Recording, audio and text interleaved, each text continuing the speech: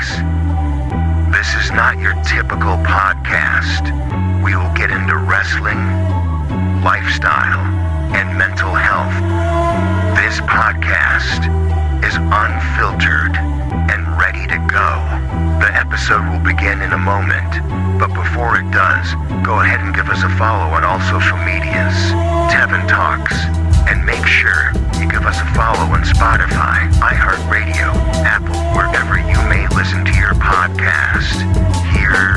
What's going on? You on here at the top of the food chain, Blade Brown, and this is him behind the gimmick.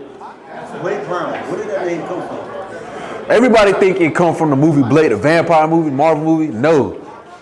Class act, house party, all that. It was class act, Kid and Play. Blade Brown was one of the main characters in that movie. It was one of my favorite movies. He was cool. That's why I rock the fade the way that I do. That's where I got it from. What is your gimmick? What is my gimmick? Man, pretty much at the end of the day, behind me, I'm somebody that's just kind of tired of being looked over, tired of not living up to my true potential, tired of not living up to what God created me to be. Top of the food chain is a declaration to me and myself. I know who I am, and I know who I was created to be, and I am living that every single day. Every single time I put my gear on, my boots, that is me. How did your gimmick come to life, and who inspired you? Pretty much, I just hit my old gimmick. I used to go by Mad Dog Blade Brown, but I just hit a plateau where I felt like I wasn't being authentically me, and I felt like I was holding myself back.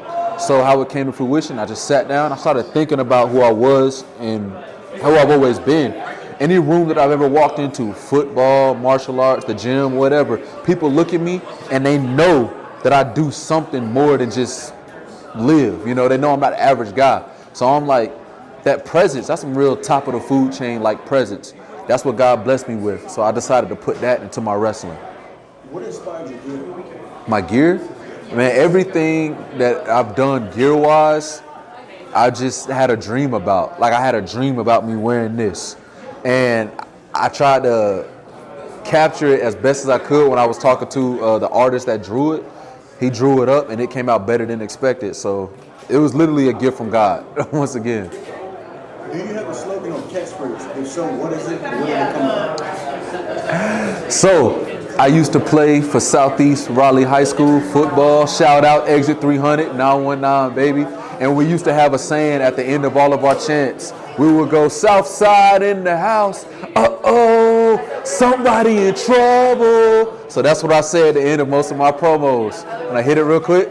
Real quick. 1, 2, 3. Uh-oh, somebody in trouble. What are you looking to accomplish? Honestly, I just want people to stop being afraid to be who they really are.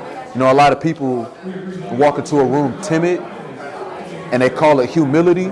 Nah, humility is just not throwing what you have. That's not being braggadocious. You know what I'm saying? But at the end of the day, you shouldn't walk into any room timid. You were given a gift. So every room that you will walk into, you were meant to be there. You were blessed to be there. So walk into that room like the Lord sent you there, because he did send you there. Thank you guys for watching Behind the Gimmick.